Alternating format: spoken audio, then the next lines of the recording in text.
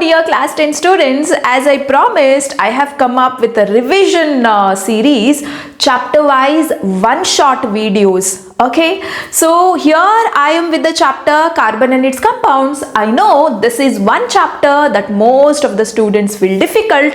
So first I thought, let me complete the difficult chapters and then I will come up with the easiest chapters. Okay, so if you are ready with your notebook, pen, just type ready in the chat section so that I will go forward. And if you are ready, please dedicate 1 hour or 1.5 hour time for this video, because videos are going to take little longer. It's because I would be explaining you the concept, and also I will show you what kind of questions, the famous models of questions that can be framed on a particular concept. Okay, and if the video is useful at least for 1%, right? Please like the video right now, like the video and share the videos to all your friends. Okay, and if you want complete benefit out of all the concepts in a proper way, in a detailed way, I have a course called Target 95 Plus. Every year I am doing it. This year I have done something different, and you know what? To score that mark and to improve the concept clarity in much more detailed way, just sign up to that course and get a personalized coaching from me. Okay, yes, so now let us go back to the concept.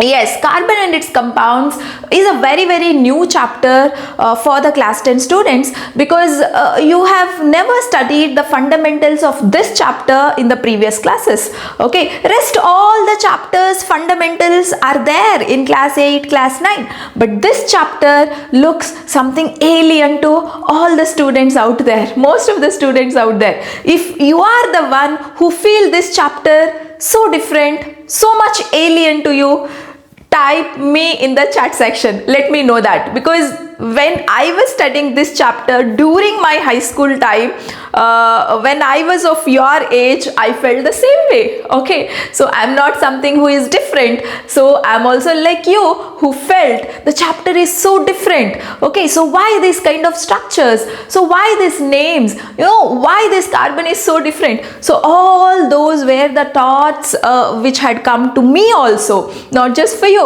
Okay, so if you are like me who felt the chapter is so much alien, type me in the chat section.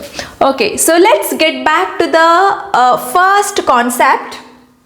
Okay, so let us first understand what is this carbon. Okay, so this basic idea is also very important, and definitely questions can be asked even on this basic idea about a carbon.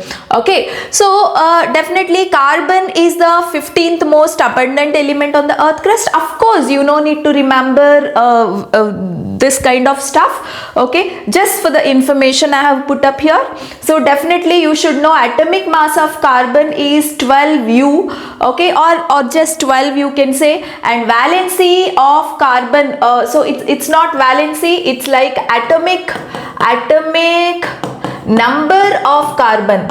Okay, so atomic number of carbon is 6, right? So, and here you can see the electronic configuration. So you should know how to write the electronic configuration of carbon. That's very important. So you have 2 shells here. K shell has got 2 electrons, right? So, and L shell has got 4 electrons. So this is the electronic configuration, and definitely carbon forms what kind of bonds? Covalent bonds. So you know what? You have 2 kinds of bonds in chemistry. Bonds in the sense it is the attraction between 2 atoms is called bond. Okay, so bond is just the attraction. Okay, yes, there are 2 types of attractions. One is a ionic bond, the other one is a covalent bond. Ionic bond, how it is formed, everything we studied in metals and non-metals chapter, and this chapter is all about how the covalent bonds are formed. So here carbon always forms a covalent bond. So what is a covalent bond? The definition of covalent bond itself is very important. It can be asked for 1 mark here. Okay, so how do you define a covalent bond? Chemical bond that involves repulse, the sharing of electron. You know what? Even if you are weak in English, you cannot frame the sentences properly. Don't worry. Okay, so science and math has nothing to do with the language. Okay, so even if you frame a broken sentence, it is fine. So what they look in the answer is the actual keyword. So your sentence can be like your own way. Okay, so it can be broken, it might not have a proper grammar, that's okay, but this keyword is very important. Yes, so the bond formed out of sharing of electrons. Okay, so the sharing of electrons is taking place between the two atoms. So because of the sharing, an attraction is created between the two atoms, and that attraction is what we mean by covalent bond. Okay, so that sharing business is what we mean by covalent bond. Okay, so this is the keyword that you should definitely mention in the answer. Okay, so now very famous question that can be asked in the board exam is like, why carbon cannot form ionic bond? Okay, so why carbon cannot, okay, so cannot form ionic bond. Okay, so this is a very famous question, or the same question can also be asked this way: why C+4 ion or C-4 ion formation is not possible? Guys, if an element has to form an ionic bond, it should first convert as ions. Okay, if a carbon has to convert as ions, either it should be there as C+4 cation or it should be there as C-4 anion. C+4 is not possible for carbon. C-4 is also not possible for carbon. So the question is why? Okay, so why? The answer is here, guys. Okay, so the answer is here. Gaining 4 electrons is difficult because holding that extra 4 electrons becomes too difficult for the nucleus of carbon. Okay, so it's because of the small size. Okay, so you can mention the first reason as the small size. Because of the small size, holding 4 extra electrons, C-4 means 4 extra electrons coming into it. Holding 4 extra electrons for this small nucleus is very, very difficult. So that's why C-4 ion formation is not possible for carbon. Similarly, losing 4 electron requires lot of energy. If a guy has to lose 4 electron at a time, it's not so easy. It requires more energy. So that is the reason C+4 ion formation is also not possible. So guys, you can write this point as well as this point when this question or this question is asked. Is that clear? So if this is clear, say clear in the chat section. Okay? Yes. So these are the different aspects you should know at the starting. Okay, see here I'm not going into every concept in a very detailed way. Okay, so because in 1 hour if you have to revise in one shot, detailed way is not possible, but of course detailed idea you should have to answer the conceptual questions and application questions. Okay, so for that what you have to do, get into my target 95 plus course. You will have everything there. I'll meet you face to face and you can ask your doubts and etc.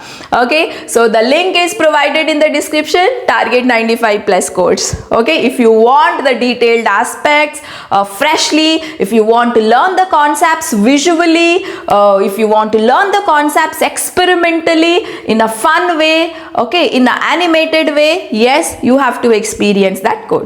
Okay, so now moving ahead into the concept, yes, so another important thing that you should know is about allotropes of carbon. Okay, so what are the allotropes? Allotropes are nothing but different forms of carbon, isn't it? So carbon is available in different forms. So what are the 3 different forms of carbon? So you have diamond, you have graphite, and you have fullerene, which can also be called as Buckminster fullerene. So what you should know about these allotropes? Yes, you should know little aspects of the structure. So you know the structure of diamond is very hard. It has 3-dimensional network. Okay, and the structure of graphite has got layers of hexagon. You know, carbon atoms are arranged like this. Okay, so carbon atoms are arranged in the form of hexagons. Okay, so this is one hexagon, so this hexagon is connected to another hexagon. Like this, layers of hexagon you will find in the structure of graphite.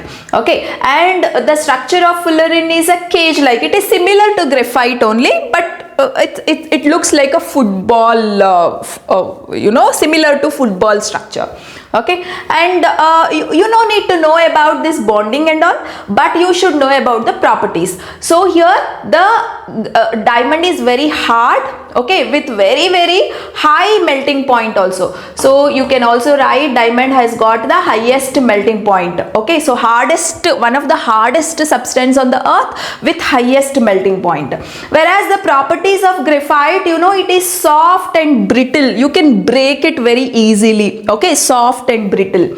And the properties of fullerene is it has unique electronic properties used in nanotechnology and drugs. Okay, so these are some aspects. You know what, here graphite is a very good conductor of electricity. So this is one more point you should know.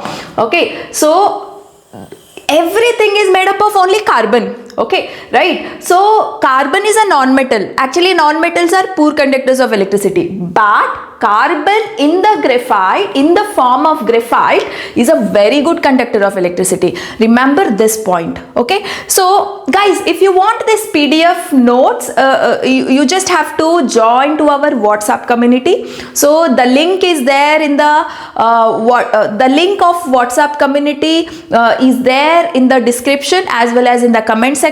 If you can join to our WhatsApp group, you know, all these notes can be available for you, so they can be helpful, very much helpful for the quickest revision, right? So for notes, you have to join to our WhatsApp community. Okay, so these are the different aspects that you should know about the allotropes of carbon.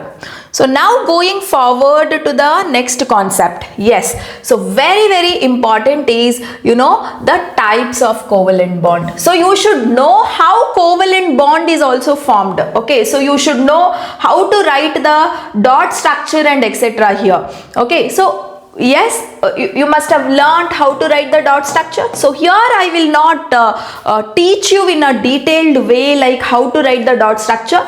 So for that you can come to my Target 95 Plus course, or the video is also available in the YouTube. Okay, where carbon and its compounds complete playlist link I will mention in the description. So you have a videos where I have explained how to write dot structure in a very detailed way. So here I'll just refresh. Okay, right? So if for example you have chlorine, right? So two chlorine atom, one Cl, another Cl. So valence electrons of chlorine is 7. So you have 7 valence electrons. So that you will be putting 7 dots in the form of pairs. 1, 2, 3, 4, 5, 6, 7. So this fellow has got 7 valence electrons. So I'll be putting 7 dots here. So now each, you have to circle each atom here. Okay, you have to circle this chlorine, you have to circle this chlorine also. But when you circle it, make sure that 8 electrons are coming into that circle. So I'll circle in such a way that I'll take 8 electrons, nearby 8 electrons, and I'll complete the circle. 7 are its own. 8th one I'll take from this guy. Yes, this is the 8th electron I took from this guy. Somehow in the circle, the closest 8 electron should be there. Similarly, I'll circle this fellow also. So here 7 are there. 8th one I'll take from this fellow and I'll cover it. And see the common area. So the common area has got the 2 electrons. So that means when 2 electrons are shared, you will mention one covalent bond. So this one line indicates one covalent bond is formed between this Cl and this Cl. Okay. So this is the dot structure we say. Say in some of the board examinations like Karnataka board or whichever the board that are following NCERT, they will ask you to write the dot structures of molecule. So here the dot structures of methane, dot structures of carbon dioxide, dot structures of NH3, right? All these are very important. Dot structure of O2, dot structure of N2. Okay, so all these dot structures are very important. So if one pair of electron are shared between two atoms, single covalent bond is formed. If two pairs of electrons are shared between the two atoms, double covalent bond is formed. If three pairs of electrons are shared between the two atoms, triple covalent bond is formed.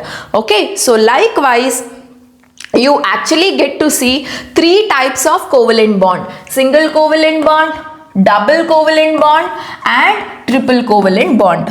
Okay, so you need to know how this single covalent bond is formed, double covalent bond is formed and triple covalent bond is formed, and also you should know how to write the dot structures of the molecules that I have mentioned just now. Okay, and after that, yes, you should know the properties of covalent compounds. So just like in the metals and non-metals, you have studied the properties of ionic compounds, right? Similarly, the properties of covalent compounds, and this is very, very important for 2 marks. Okay, so if this is asked straight away for 2 marks, they will ask you mention the properties of covalent bonds. So guys, here the properties of covalent bonds is exactly opposite to the properties of ionic compounds. Okay, see here, ionic compounds have got very high melting point and boiling point. Covalent compounds have got low melting and boiling point. So I have mentioned here the reason also. Okay, so these are the reasons. Okay, reasons also can be asked, right? So these are the points you just have to learn and write in the exam, and you will get 2 marks. Okay, so what is the first important property? Covalent compounds have got low melting and boiling points, and then they can either be present as solid, liquid or gas. Usually most of the ionic compounds are present in a solid form, right? Crystalline solid form. But in carbon compounds, they can either be, because they are covalent compounds. So basically covalent compounds can be, some can be gases, some can be liquids, and some are even solids also. Okay, and of course covalent compounds are poor conductors of electricity as they lack charged particles. So there are no free electrons moving. Okay, and there are no free ions also, right? So when the electrons are not free, when there is no movable electrons, when there is no movable ions, definitely electricity conduction cannot be possible, right? So they are poor conductors of electricity, and they are generally soluble in organic solvents, insoluble in water. They are not soluble in water. Okay, they are only soluble in organic solvents. So these are the properties you can write for covalent compounds.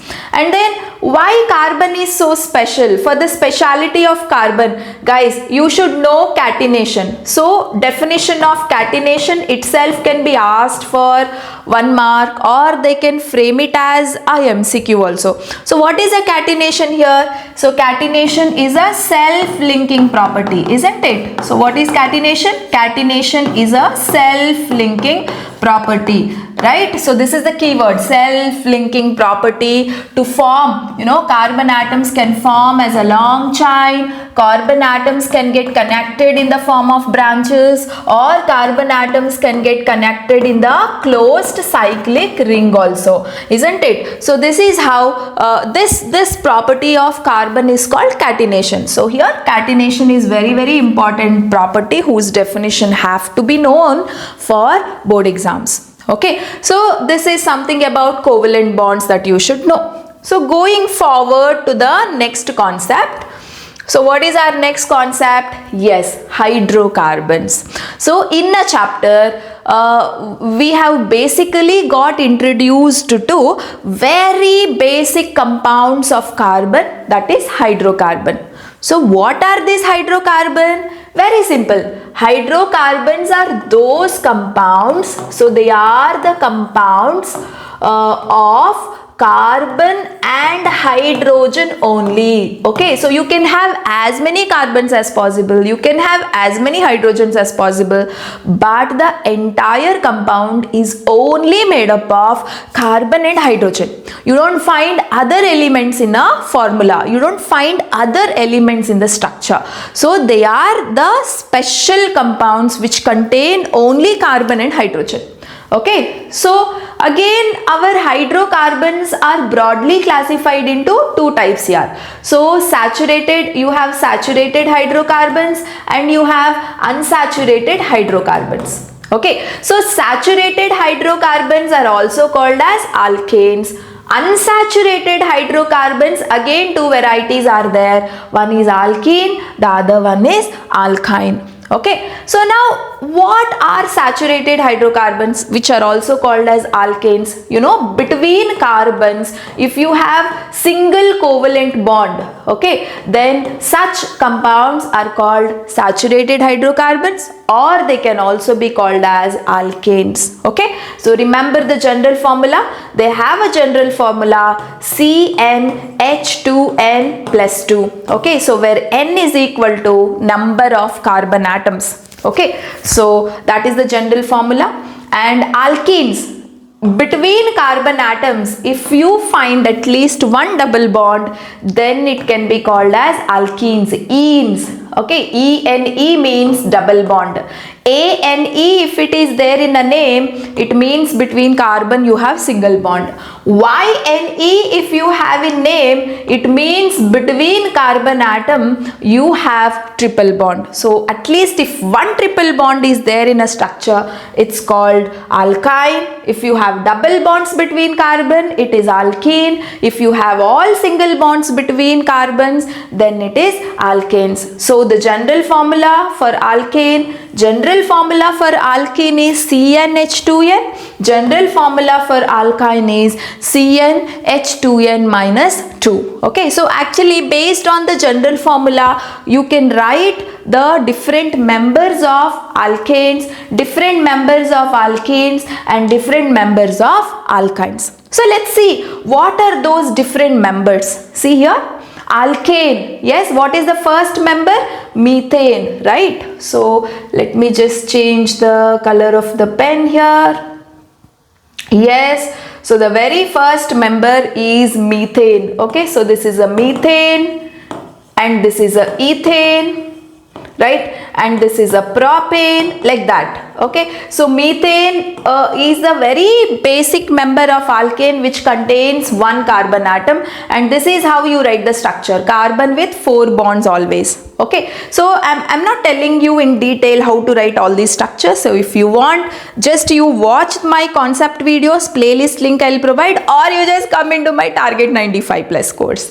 Okay, where you will learn writing all of them with so much fun and in a very much entertaining and engaging way. Okay, so just I'm just refreshing. This is the first member, second member, third member, and this is the fourth member called butane. Okay, and this is the molecular formula. This is the structural formula. Okay, so likewise here ethene, propene, butene, pentene, all these are the members of alkene. Okay, so this is ethyne. Okay, and this is propyne, and this is butane, right? So all these are the members of alkyne. Okay, so which is the first member of alkane? It is methane. But which is the first member of alkene? The very first member of alkene is ethene. There is no compound called methane. Okay, so there is no compound called methane in alkene. Can you tell me why? So if you know the answer, just write the answer in the comment section. Why methane is not possible, right? So why methane and methane and methynes are not possible? So tell me, comment the answer in the comment section. Okay, so the very first member of alkene is going to be ethene. Similarly, the very first member of alkyne is going to be ethyne. Okay, so there is no compound called methine. It is ethyne which is the first member. So now I'll tell you how the questions can be framed on this concept. Say they'll ask you a question like this. Write molecular formula, MF in the sense molecular formula, and structural formula of third member of alkane. Okay, so I'll put one more question for you. Similarly, write same thing, molecular formula and structural formula of third member of alkene. Okay, so these are the different models of questions that can be asked on that concept. So what you have to write? Third member in the sense, yes, 3 carbon containing compound. Alkane they said. In alkane, which is the third member? Can you see which is the third member here? See, 1 carbon containing is the first member, methane. 2 carbon containing 1, ethane. Third member is 3 carbon containing 1. That means the third member is propane. So first you need to know that it is propane which is called the third member. Okay, so third member propane. Prop means what? 3 carbons. So put the 3 carbons in a line, and carbon should have 4 bonds around it. 1 bond is already there, so put 3 more bonds and show it with hydrogen. And this fellow needs 2 bonds, show it with hydrogen. And this fellow needs 3 bonds, show it with hydrogen. So this is the structural formula of propane. So what is the molecular formula? How many carbons are there? 1, 2, 3. C3. How many hydrogens are there? Count. 1, 2, 3, 4, 5, 6, 7, 8. C3H8 is the molecular formula. So propane is the third member of alkane. So you have to write its molecular formula and then you have to write its structural formula. So that's very, very simple. So now the second question, you have to be very, very careful here. Write molecular formula and structural formula of third member of alkene here. So which is the third member of alkene, guys? Is it a propane? Most of them will write answer as propene, alkene, right? So they think it is propene, but propene is a wrong answer. Okay, so did you see in the previous slide that, what did I tell you? Which is the first member? Ethene is the first member containing 2 carbons. Second member is the propene containing 3 carbons. Third member is butene, which contains 4 carbons. So in case of alkenes and alkynes, 1 carbon extra you take. Third member means immediately prop comes to our mind, but not prop. Take 1 carbon extra, that is bute. Okay, so butene is the answer here, not propene. It is butene is the answer. So butene is the answer. So how do you write its structure? Yes, bute means 4 carbons. Put the double bonds between the last carbon. Last carbons can be these 2 or these 2. Put a double bond and then show the remaining bonds with hydrogen. So here 1 bond and here 2 bonds. Show it with hydrogen. So what is the molecular formula? C4 and H8 is going to be the molecular formula. Okay, so this is where most of them will get confused and end up with wrong answer, but please don't get confused. So one more question I'll ask you personally for you. Okay, so and comment the answer in the comment section. So which is the fifth member? Which is the fifth member of alkyne? Alkyne. Okay, I mean you have to write its name and write its molecular formula. Okay, so in the comment section, write the name of fifth member of alkyne and mention the molecular formula also of fifth member of alkyne. So I would read everybody's comment and I will reply for everybody's comment. Whoever is watching this video, okay, at this point of time especially, pause the video and write the answer in the comment section. That is compulsory. Okay, so guys, hope you are writing it. So moving on to the next concept here. Yes, so very, very important is isomerism. Okay, so let me not tell you in a detailed way what is this isomerism and etc. Please watch my concept videos. Okay, here in the chapter we studied structural isomerism. Okay, so it is the structural isomerism that we have studied in a chapter. So they'll ask you, what is structural isomerism? You know, so all this, don't worry about this sentence. Okay, so just you should know the definition of structural isomerism here. So what is a structural isomerism? You know, if you feel this sentence also difficult, it's very simple. So the isomers which have same molecular formula, so here MF means molecular formula, isomers which have same molecular formula but different structure. Okay, so this is the definition of isomerism, guys. So you have studied isomers of butane. Say they'll directly ask you what are the two isomers of butane, write the structure. Okay, so this is N-butane we say, and this is isobutane we say. Don't worry about this you will study in the higher classes how we put this kind of structures.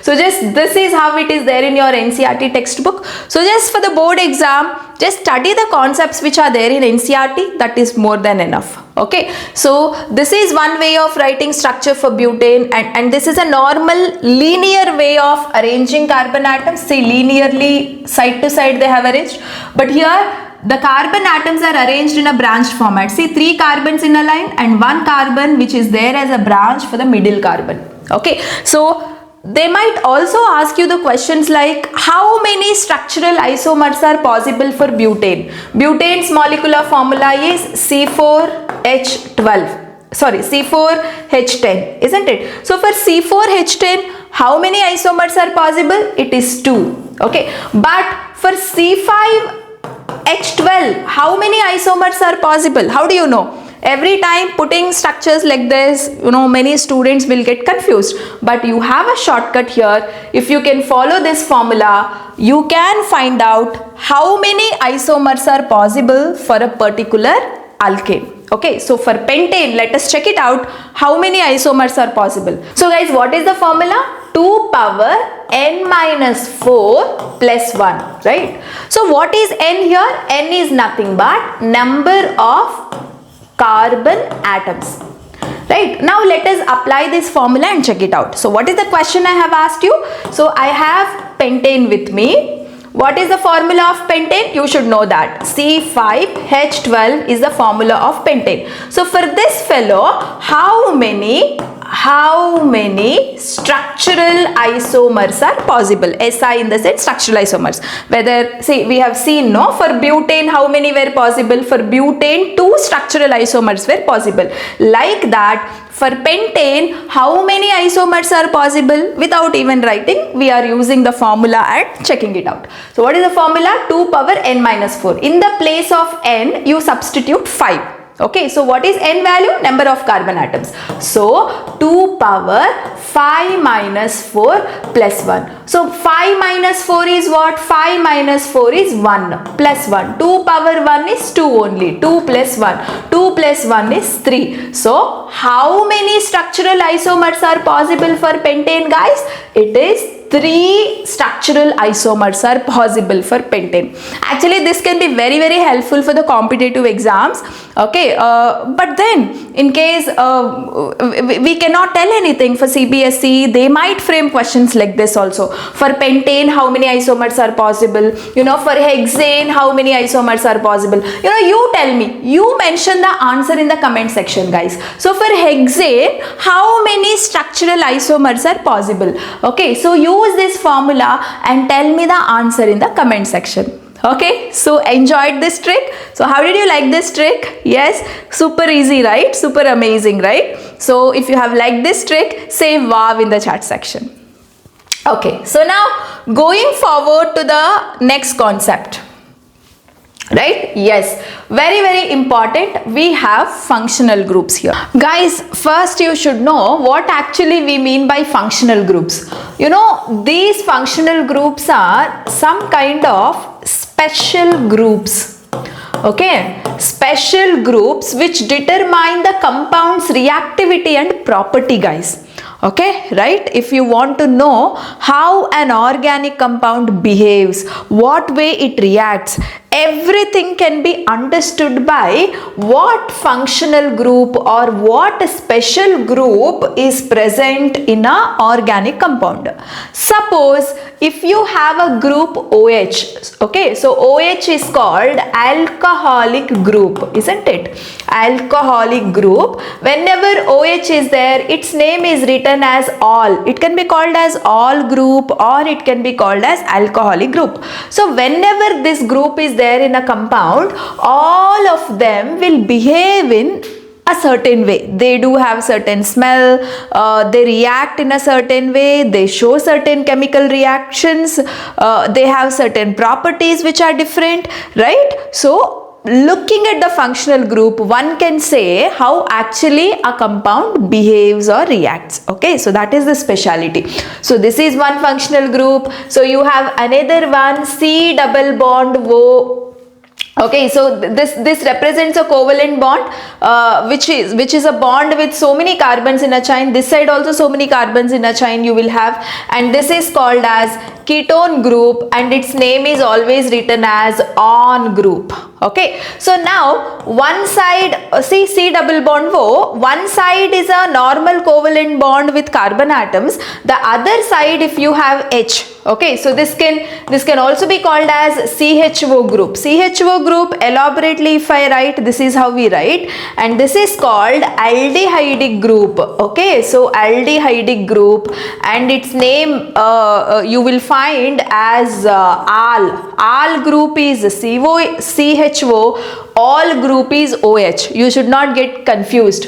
So now C double bond O, one side is a normal bond with carbon atoms in a chain, the other side if you have OH, you know, this can also be written as COOH, and which is called as carboxylic acid group. Okay, and in the name you will use as oic acid group, oic acid group. Okay, so these are very, very important. So number 1, number 2, aldehydic group. Okay, so you have this ketonic group, aldehydic group and acidic group, and fifth type of functional group is halogen. Say it can be Br, or it can be Cl, or it can be iodine. If Br is there, we write it as bromo, and this is a chloro, this is a iodo. Okay, so halogen groups. So these are the 5 most important types of functional groups you have got exposed in class 10. So for board exam point of view, these functional groups are more than enough to remember. Okay, say here they might give you a structure formula of a functional group, and they might ask you what is its name, or they'll ask you identification type of questions. Okay, or they will ask you questions on nomenclature here. Okay, say what is the name of CH3, right? Say CH3CH2OH. Okay, say how do you name it? 2 carbon atoms, so eth, single bonds ANE, and what is the name of OH? All. So the end E has to be replaced with all. So this is ethanol. Okay, so likewise, how do you write ethanoic acid? So name can be written, structure they will ask you to identify. Okay, so ethanoic acid, how do you write? Eth means 2 carbon atoms, oic acid means COOH, one of the carbon only, you should convert it as COOH. Now for this carbon, how many bonds are required? 3 more. So 3 more you will show with hydrogen. So this is ethanoic acid. Okay, so likewise, suppose if I have CH3, C double bond O, CH3, what is the name of this compound? See, 3 carbon atoms, so prop, right? Single bonds between carbon atoms, so ANE, and what is the functional group you have?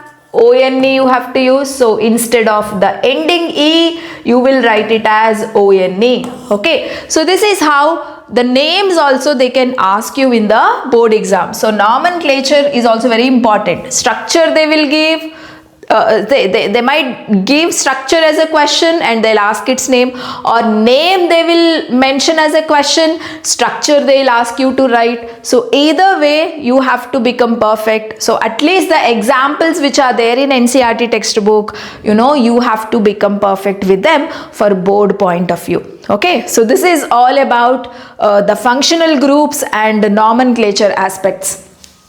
Right, so going forward to the next aspect here, yes, another concept is homologous series. So you should know the definition of homologous series, you should know the properties of homologous series, and you should also be knowing about examples of homologous series. So how do you define homologous series? See here, a collection of compounds with same general formula that differ in the carbon chain length, or there is a CHO, there is a CH2 difference between the successive member. Say if I have to take the example, I'll take a sequence of alkanes here. So I'll write their formula. Okay, so what is the first member? Methane, formula CH4. What is the second member? C2, H6. What is the third member? C3H8, isn't it? So what is the difference between first and second member? Say second member, one carbon is extra. In second member, two hydrogens are extra. So CH2 is the difference. What is the difference between second member and third member? Again, one carbon extra in third member, two hydrogens extra in third member. So CH2. So successive members means between 1 and 2, between 2 and 3, between 3 and 4, like that. So what would be the difference that you find between successive members? It is CH2. So a group of compounds which have a difference of CH2 between successive members. You can write this as a definition. Everybody write the same sentence that I repeated just now in the chat section. A group of compounds, a group of similar compounds, I'll tell slowly, a group of similar compounds which have a difference of CH2 between successive members. Okay, so the same thing you write down in the chat section. Okay, so this is about the homologous series. The kind of questions that they ask on homologous series can be directly, they might ask you definition, or they'll ask you the examples, or see here. Suppose they'll mention the compound C2H4, okay, C3H8, C3H6, right, C2H2, C4H8. Okay, so in the given set, which of them, right? So in the given compound, which of them are homologues, which of them are homologous, or which of them you consider as same set of compounds. So this is a very, very famous kind of question that they can ask on homologous series. So they'll give you certain formula and they'll ask you categorize them into homologous compounds. Okay, so how do you do this question? So this check with the general formula. Say this is matching with CnH2n general formula, right? So this is matching with CnH2n plus 2 general formula. This is matching with CnH2n formula. This is matching with CnH2n minus 2 general formula, right? So this is matching with CnH2n formula, isn't it? So now here CnH2n is alkene, right? So this is a alkene. This is alkane. This fellow is alkane. This fellow is again alkene. And this is also alkene. And this is alkyne. This is alkyne. So in the given compound, you have one alkane, you have one alkyne, and remaining all are alkenes.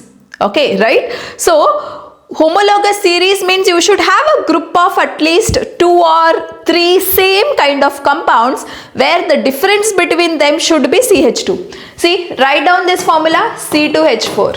Next alkene is what? C3H6. Next alkene is what? C4H8. So these guys are a group of alkenes, same variety of compounds. All are alkenes matching with the general formula CnH2n. And between this member and this member, there is a difference of CH2.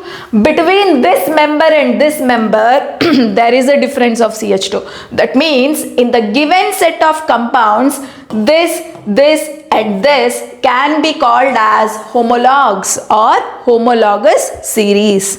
Okay, so this is how you have to approach the question. So if you want many such questions to be solved, that happens in my Target 95 Plus course, and if you want further more details, application based questions and the core concepts, please do sign into our Target 95 Plus course. Okay, Yes. So now going forward to the next aspect. Yes. Yeah. So next is the chemical reactions. So we have studied 4 chemical properties of carbon compounds, right? So what kind of reactions we studied? We studied combustion reactions, we studied oxidation reactions, we studied addition reactions, and we also have studied substitution reactions. Okay, so what is a combustion reaction, right? So combustion means what? Yes, one by one let me take and briefly explain you. So combustion is all about carbon compound. Okay, so carbon compound.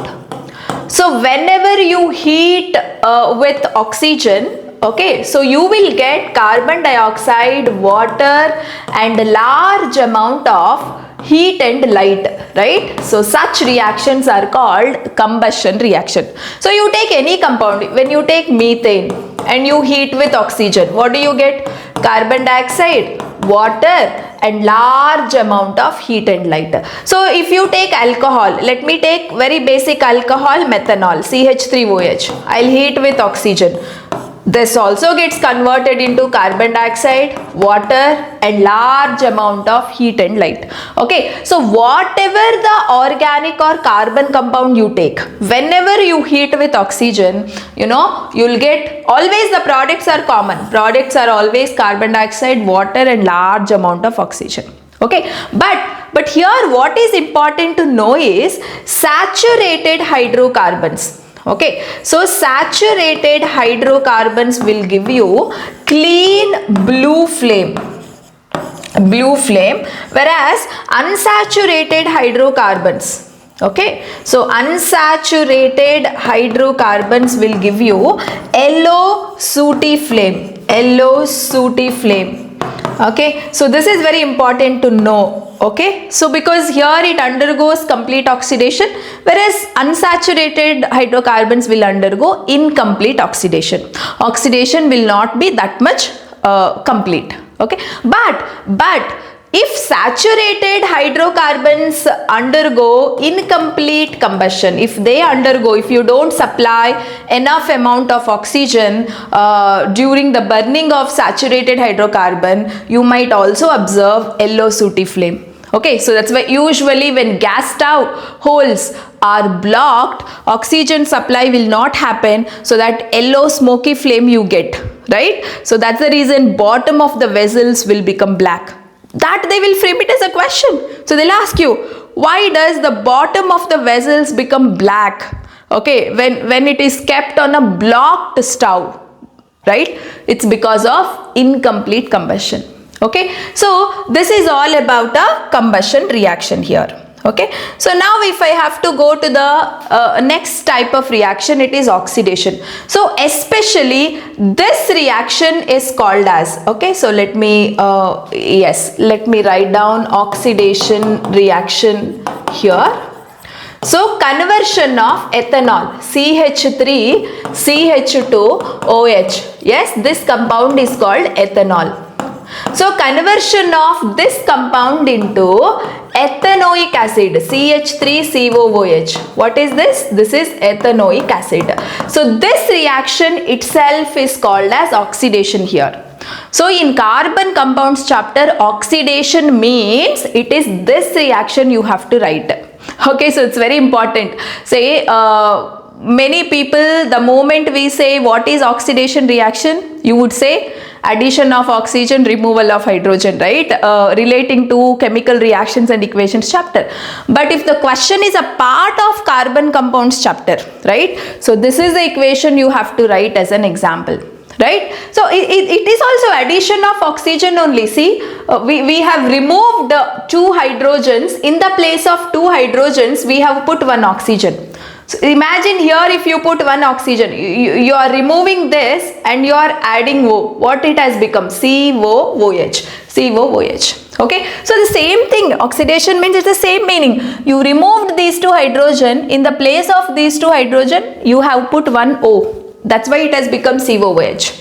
Okay, so conversion of ethanol to ethanoic acid is called as oxidation reaction here. So how does it happen? So this will happen in the presence of oxidizing agents. So what are oxidizing agents here? The chemicals which remove these hydrogens and supply oxygens. Okay, so the agents which help for oxidation to take place is called oxidizing agent. So what are the examples of oxidizing agents here? Alkaline. So you have two compounds, alkaline KMnO4, that means potassium permanganate, and acidified, okay, acidified K2Cr2O7, which means potassium dichromate. This is potassium permanganate, this is potassium dichromate. So these two guys will help for oxidation to happen. Either this can be used or this can be used, not both at a time. Either this or this you can write and show as an example. Okay, so that is about oxidation reaction. So now coming to addition reaction. So what is an addition reaction? You know, addition reactions are very common and they are seen only in unsaturated hydrocarbon. Here, let me tell you, let me teach you addition reaction and substitution reaction together for you. Let me revise them together. Okay, very important. Addition reactions are only possible with unsaturated compounds. Substitution reactions are only possible with saturated compounds. This is the first point of difference here. Okay, see, S for substitution, S for saturated. Many people will get confused. Say, this kind of questions are very common. Say you have CH4, you have C2H6 and you have C3H6, right? So among these three, which of them undergoes addition and which of them undergoes substitution? This very famous and very common model on this aspect. Okay, say first you have to check what are they. Say this is a methane, that means it is alkane. This is ethane, that means it is also alkane, right? This is C3H6 is propene. See, this is propene, which is matching with the general formula CnH2n, isn't it? So what is propene? It is alkene. So among them, this alkene is unsaturated. Unsaturated, isn't it? Alkenes are unsaturated, but both of them are saturated, right? So which of them undergoes substitution? Saturated guy undergoes substitution, whereas unsaturated guy undergoes addition. Okay, so very simple type of questions that they will frame, where you have to be very confident. Okay, right? So this is the first point of difference and the first variety of questions that they can frame.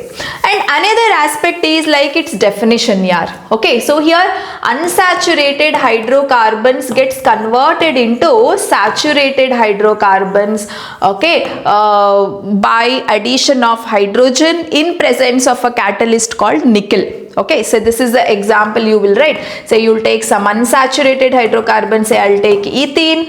Okay, so I will take ethene, and when I add H2 in presence of a element like nickel, what happens? One H gets added to one carbon, the other H gets added to another carbon, and double bond will become single bond. So this is the example for addition reaction. And not just that, another example is hydrogenation of oil. Very important. They'll ask you what is the application of addition reaction. So hydrogenation of oil, guys. So that means oil, which is an unsaturated compound, when hydrogen is added to it, it becomes fat, which is a saturated compound. So oil is unsaturated compound and fat is saturated compounds, right? So oil, to get converted into fat, you know, addition reactions are used. and that reaction is called hydrogenation of oil, right? So this is about addition reaction. And now coming to the substitution reaction. So what is a substitution reaction? Suppose if you take down saturated compound methane, I'll substitute one of the hydrogen with other element. Instead of one element, the other element is coming and settling there. Instead of one atom, the other different type of atom is coming over there. Okay, say for example Cl2 I will add in presence of sunlight. What will happen in the place of one hydrogen? Say if I remove one hydrogen, there is CH3, right? So in the place of that hydrogen, Cl comes. Okay, and what is the byproduct? You will get one H combines with other Cl and you will get HCl as the byproduct. So this reaction is called as, this is the example for substitution reaction. So very important point here is S for saturated compound, S for substitution. So saturated compounds only undergo substitution, unsaturated compounds only undergo addition. So this point of difference is very, very important. Okay, so hope you understood this. If you have understood, say amazing in the chat section. Okay, thank you. Fine. So going forward to the next aspect. Yes. Okay, so next in the chapter we study about ethanol and we also study about the chemical reactions of ethanoic acid. Guys, so they might ask you the difference between ethanol and ethanoic acid. So based on physical properties, see, ethanol has got low melting point, okay, 156 Kelvin, whereas ethanoic acid has got moderate melting point. So melting point wise this has got very less and this has got moderate. Ethanol has a burning taste, whereas ethanoic acid is sour in taste because acids are sour. Ethanol has got a kind of peculiar smell, whereas ethanoic acid has got a very strong smell. So these are the differences based on the physical properties. But based on the chemical properties, what are the difference? Okay, see, ethanol is almost neutral, okay, whereas ethanoic acid is acidic in nature. And ethanol does not react with sodium carbonate, whereas ethanoic acid reacts with sodium carbonate. Okay, so these are the 2 points of difference I think you can give when differences are asked based on chemical properties. Guys, if you want these notes, just join to our WhatsApp community. This PDF I will upload in the WhatsApp community, and every now and then few information can be uploaded in the WhatsApp community and be there in our community, right? Okay, so this is the points of difference. But in ethanol and ethanoic acid, you have studied certain chemical reactions, isn't it? So let me revise them. Chemical reactions, okay, of ethanol that you studied. 2 chemical reactions you studied. So number 1, you studied ethanol with sodium. You studied ethanol reacting with sodium. So it's very simple, it's a kind of displacement reaction. Say this is the formula of ethanol. So when it reacts, what will happen? So in the place of hydrogen, sodium comes and settles. So what is, see, this is ethanol is, we say it is neutral, but it is slightly acidic. So whenever acidic guy reacts with a metal, you will get what? Salt plus hydrogen gas. So this is a very common reaction that you studied in acid basis chapter. The same thing I am using. What is a salt? What is the formula of a salt I get? CH3 as usual, CH2 as usual. So in the place of H, who has come? Na. So this is the salt you will get. What do you call it as? Sodium. Na means what? Sodium. How many carbons are there? 2 carbons. So ethane. Okay, sodium, single bonds, An. Okay, oxygen, oxide. So sodium ethoxide you can write. Sodium ethoxide. Okay, so sodium ethoxide is the name of this particular salt.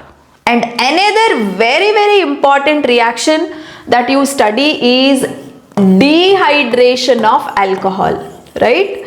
So dehydration of alcohol is another concept. Say you have ethanol, CH3CH2OH. Dehydration means what? Removal of water. Removal of water.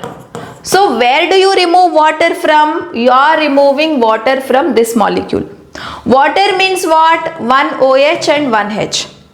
So this is the OH you are removing. And which hydrogen you are removing? Say this carbon has got 3 hydrogens, whereas this carbon has got 2 hydrogens. Which is the hydrogen you will remove?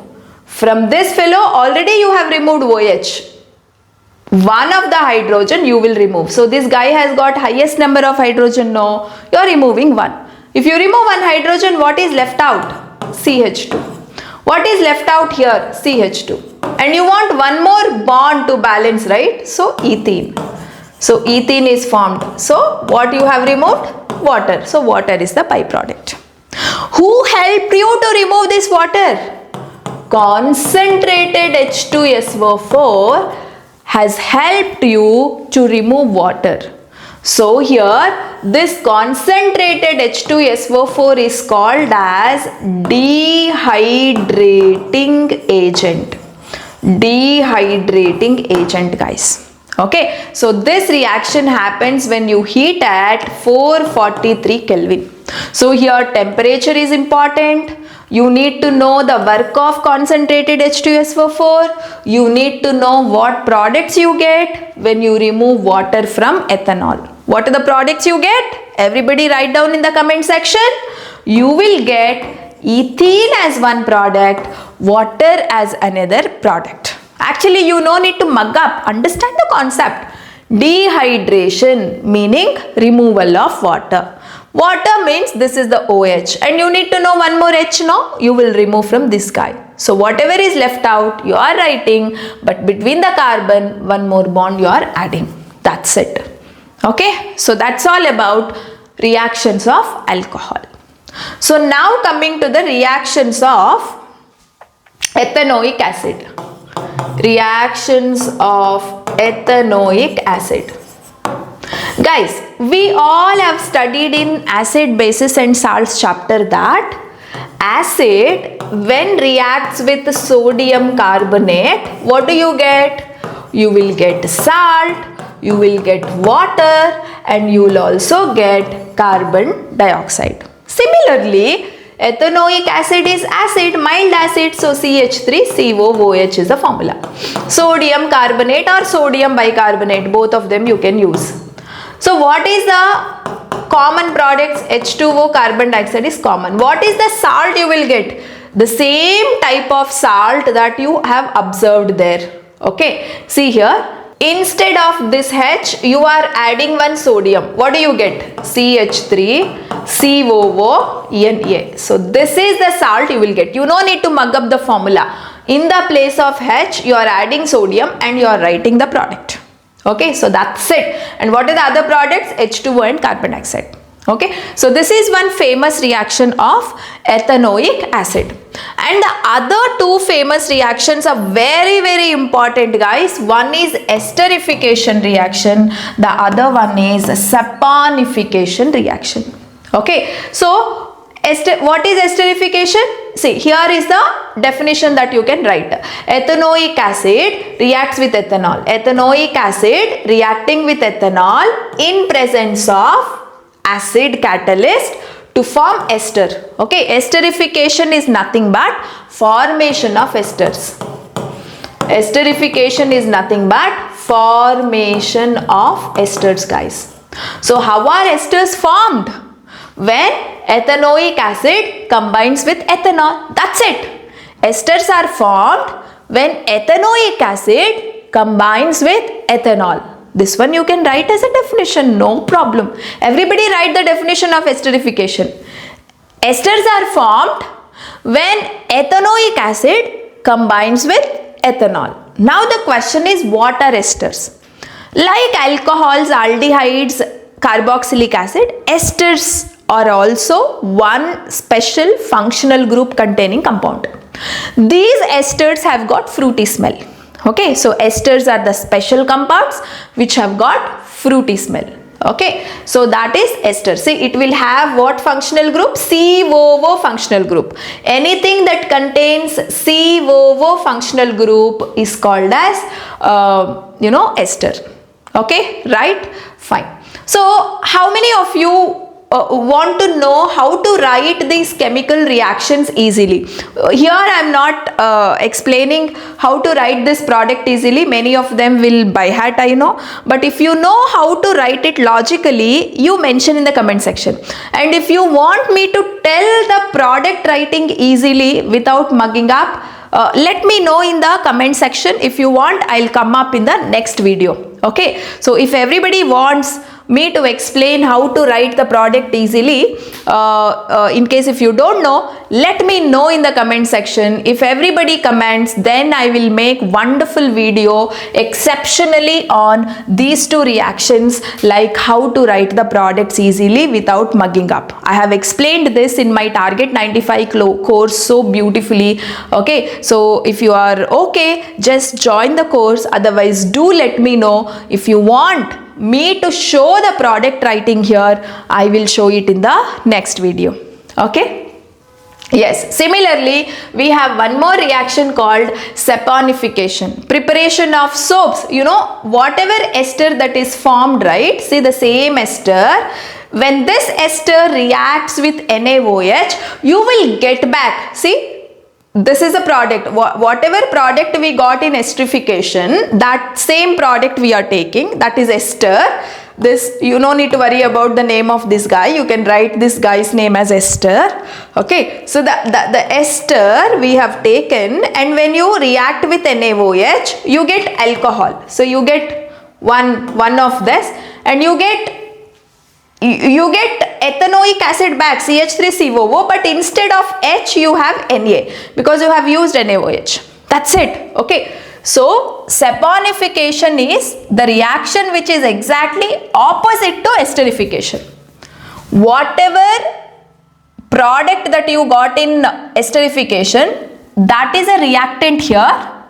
Okay. Whatever reactants you have written under esterification, they are going to be product, but a slight change. Ethanoic acid in the original form you don't get, instead of H you have Na. Okay, so here water is not there, instead of water you are treating with NaOH. So these are some similarities. If you can apply, you can remember them very easily. Okay, do let me know if you want to explain the details of reaction. Right, I'll come up in the next video if you want it. Okay, so that is all about ethanoic acid reactions, guys. Okay, now the last concept is soaps and detergent. Yes, what are soaps? Okay, definition of soap is important, definition of detergent is important, and the most important one is the cleansing action of soap. Yeah, see the amazing beautiful mechanism it is. Okay, cleansing action of soap, and many people worry about the points to write the answer. So you know, these points you can use for answer writing. And if you want me to explain the mechanism, it's very simple. Say, as a first point, what you can write is the definition of soap. What are soaps here? As a first point you can write, sodium or potassium. I'm writing definition of soaps here. Sodium or potassium, salts of carboxylic acids, okay, is called soaps. Okay, so soaps, if you want to represent diagrammatically, this is how we can represent the soap molecule. This is the diagrammatic way of writing a soap molecule. Okay, it has got two parts. This part, which is called as a tail, and this part, which is called as a head. Okay, and this has got one nature, this has got another nature. What is the nature of tail? Tail is hydrophobic.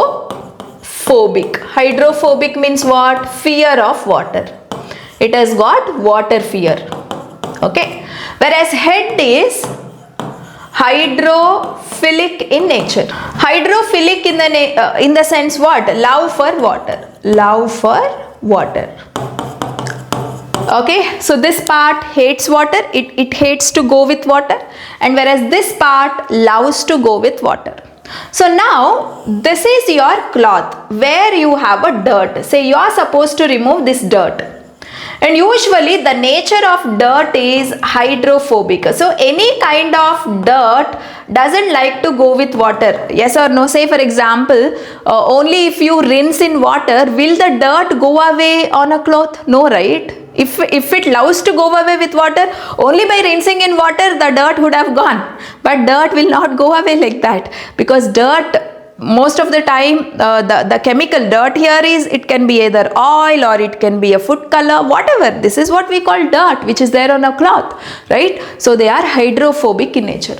So whenever you rub with a soap, you know what? A special structures are formed which are called micelle. See, so many soap molecules would have been there when you rub with the soap. So this is one soap molecule, will come and arrange like this. This is another soap molecule. This is another soap molecule. This is another soap molecule. This is another soap molecule, like this. All tails are stuck onto the dirt. All heads will protrude outside. Okay. Right? Because this is hydrophobic, this is also hydrophobic. Tail is also hydrophobic. That's why matching is happening, right? So that's why all tails are attached to dirt, all heads are facing outside. Now when you flush with the water,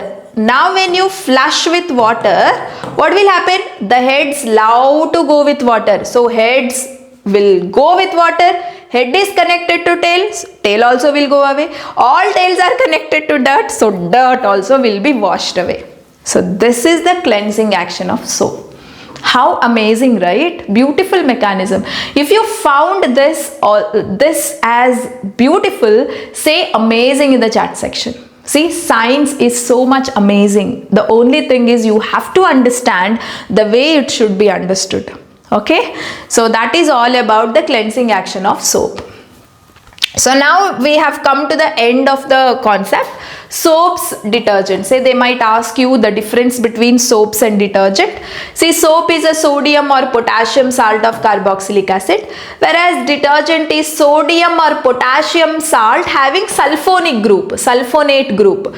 Sodium potassium salt of carboxylic acid, sodium potassium salt having sulfonic acid. Sulfonic acid is one special kind of functional group which you will study in the higher classes. So that functional group containing compound is detergent. Actually, soaps are made up of natural ingredients, whereas detergents are made up of artificial ingredients. It has got functional group COO-Na. This fellow has got SO3-Na.